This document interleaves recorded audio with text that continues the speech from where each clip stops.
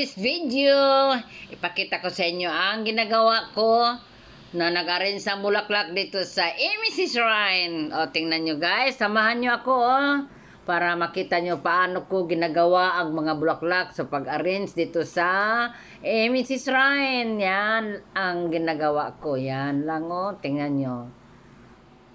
Nilagyan ko muna ng foam at saka yung mga dahon na green.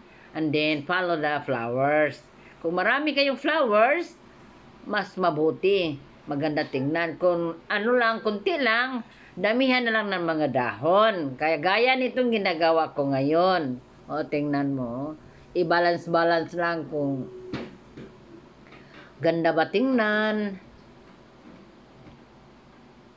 Ang pag-arrange ng bulaklak o hahatiin ang mga bulaklak na malagyan ng iba namang mga flower base at depende naman lagi sa nagbigay sa amin ng bulaklak. So kami na mga MBG, kami na bahala sa pag-arrange sa amin na yan kung ano ang style, ano ang design na maabot sa ganyan lang na klaseng bulaklak. So tingnan nyo ito na ginagawa ko na.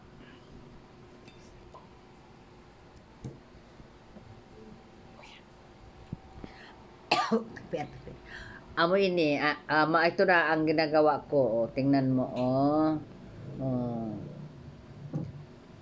yan. Tingnan mo. Yan lang ang paraan. Yan ang paraan. Paano igagawin? Yan. Ikot-ikot lang. Ano lang. I-balance-balance lang. Paano? Kasi makati-hati kami sa mga bulaklak. Hindi lang nun. Ako lang ang maraming bulaklak. Hati-hati kami yan. Mayroon naman akong taga-gupit sa mga bulaklak, sa steam. Yan. Kung mayroon naman magbigay, i-additional lang namin paglagay ang bulaklak. Yan, tingnan mo. Yan na, simple lang decoration. Ito lang ang magawa namin sa yan ang klaseng kadami na bulaklak. So, hati-hati lang kami. Yan, tingnan mo,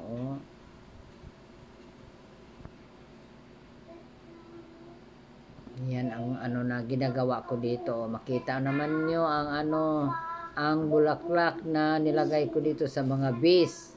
Yan, tingnan mo. Yan.